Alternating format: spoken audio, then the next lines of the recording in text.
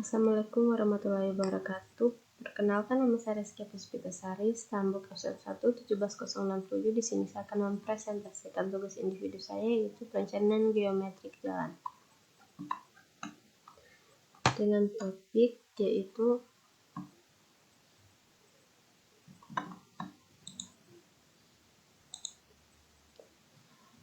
vertikal, cekung, dan cembung pada alinemen vertikal.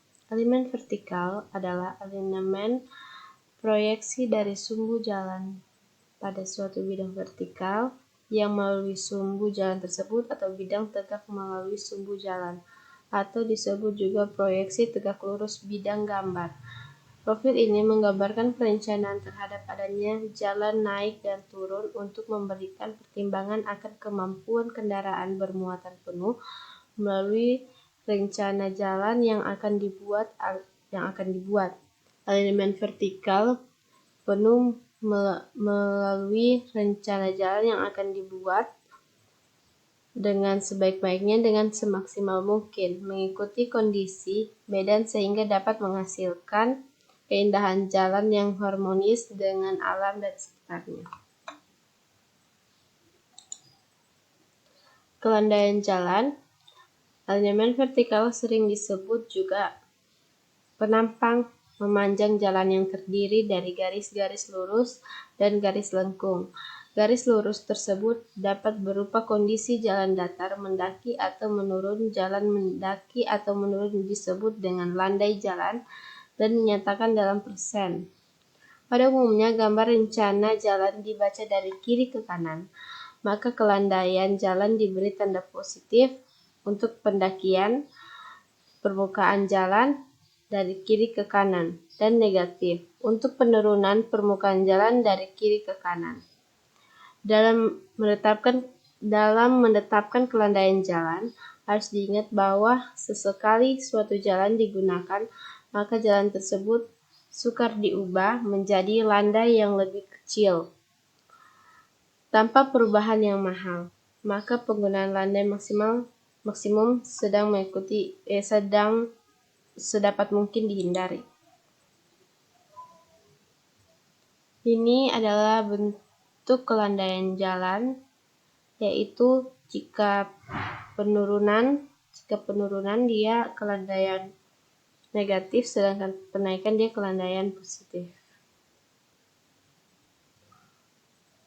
Dan yang di tengah-tengah ini adalah as jalan. Lengkung vertikal. Pada setiap pergantian landasan harus dibuat suatu lengkung vertikal yang memenuhi keamanan, kenyamanan, dan drainase yang baik. Lengkung vertikal direncanakan untuk mengubah secara bertahap dan kedua macam kelandaian arah memanjang jalan pada proyeksi yang diperlukan. Ini dimaksud untuk mengurangi goncangan akibat perubahan kelandaian dan penyediaan jarak pandang henti yang cukup. Lengkung vertikal terdiri dari dua jenis, yaitu lengkung vertikal cembung dan lengkung vertikal cekung. Lengkung vertikal. Di atas adalah contoh gambar lengkung cembung seperti kayak begini.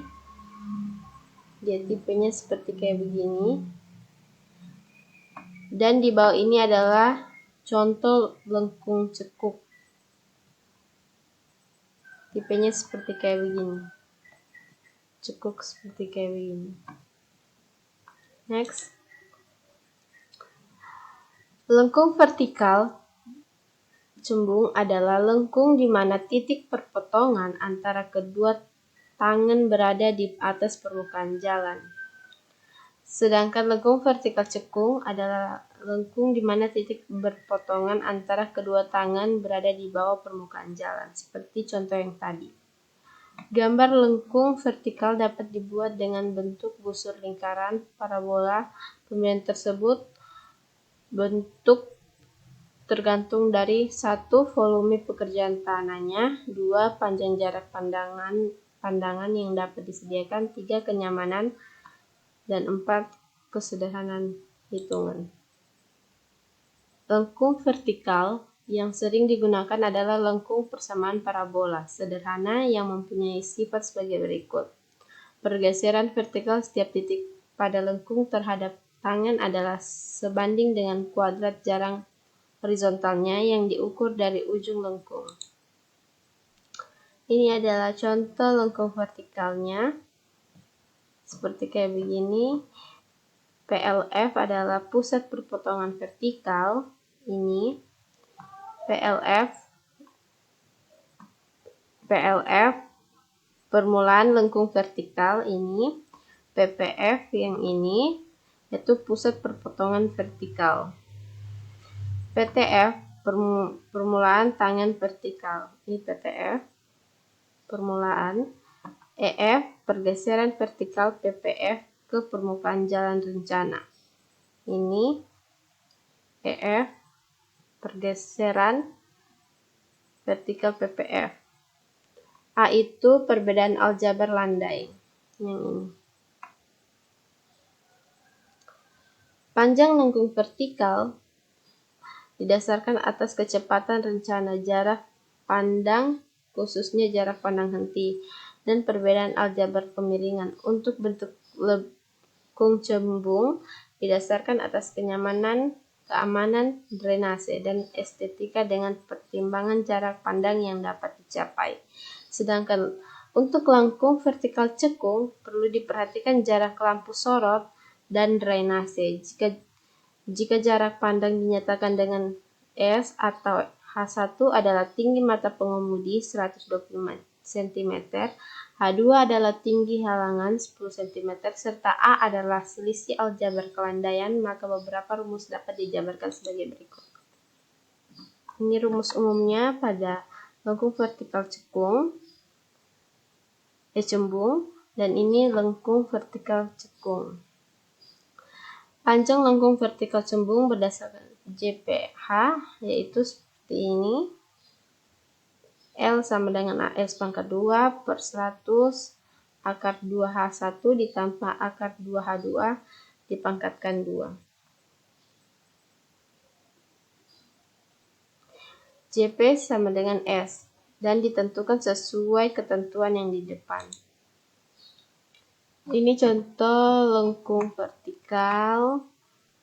Ulang seperti ini. Ini adalah kendaraan, ini jarak pandang henti, ini penghalang.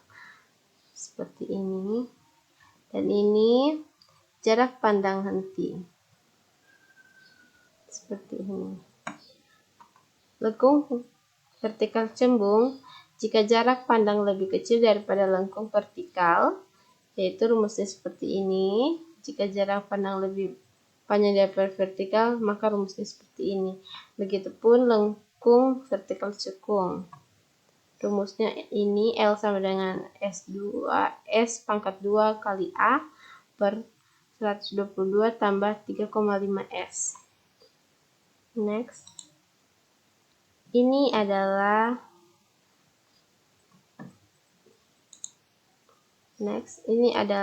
grafik pada panjang lengkung vertikal. Ini panjang lengkung vertikal cembung seperti kayak ini grafiknya, dan ini panjang lengkung vertikal cekung seperti ini.